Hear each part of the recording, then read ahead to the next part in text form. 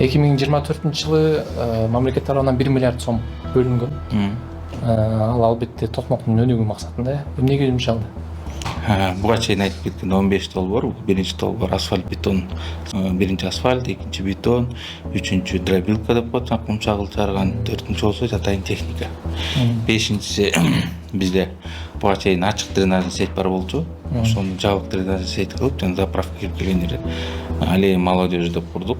Бешинчиси, алтынчысы базарды эски остановка кылып асфальттап торговый павильондорду курдук. Жетинчиси микрорайонго парк курдук, чоң 5 гектар жер, ошол жака парк курулуп атат. Бүгүнкү дагы майда чүйдө жумуштар калды, бул боюнча жумуш алып атат. 8-нчи Токмок жылуулук деген биздин ишкана бар.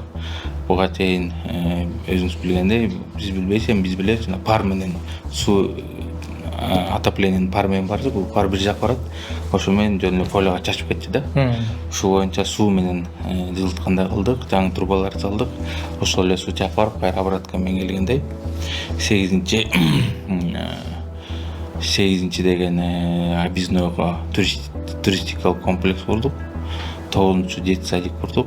10-нчу жолдор жасадык. Жолдор 10-11 болуп кетет го дейм. И стадион курулушу башталып атат. Кудай буюрса, бул жыл 24 жыл бүткөн, долбоор кичине убакыт кармап калды. И бул жыл переходящий кылып стадион курулуп атат. Основной эмелер ушул.